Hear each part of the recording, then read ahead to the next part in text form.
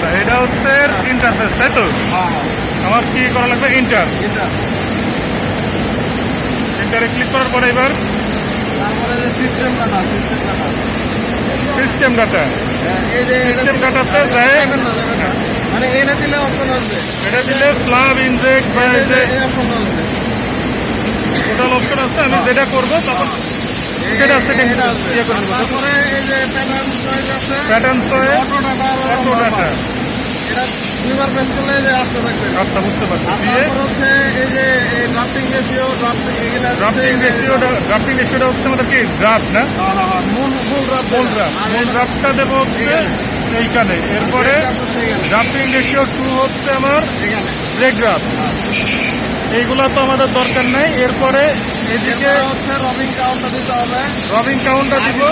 হ্যাঁ, এটাকে কনভার্ট করে টেক্সটে নেওয়া লাগবে, তাই তো? টেক্সটে নেওয়া লাগবে। টেক্সটে নেওয়ার জন্য এটা কেমনে করতেন? এটা 583.1 রবিং একটা ভাগ করলে হবে।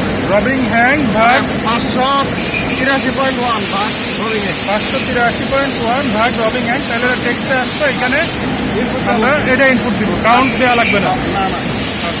কাউন্টের জন্য আসবে। এরপরে হচ্ছে ব্যাক, দেখ গেলাম ব্যাকে। তারপর হচ্ছে আপনার এই যে প্রসেস ডাটা, প্রসেস ডাটা এই যে স্ল্যাব লেন্থের সাথে সাথে যা আছে দিতে হবে।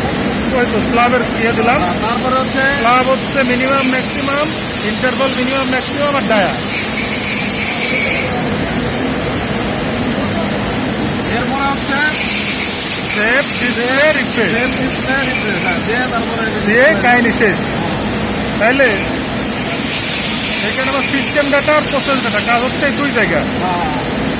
সিস্টেম ডাটায় যে কাউন্টটা আসছে, এই কাউন্টটা কোন জায়গা থেকে আসছে? এটা হুইলের আগে নিশ্চয় আসছে। আমার কাউন্ট, এটা যে টেক্সট দেওয়ার ফলে ও আচ্ছা আচ্ছা, মানে আমি ড্রাফট কত দিচ্ছি আর রবিং এর হ্যাং কত দিচ্ছি এটার থেকে অটো ক্যালকুলেট করতেছে এটা থেকে। আচ্ছা, ঠিক আছে, আর তো কিছু নাই। ওকে।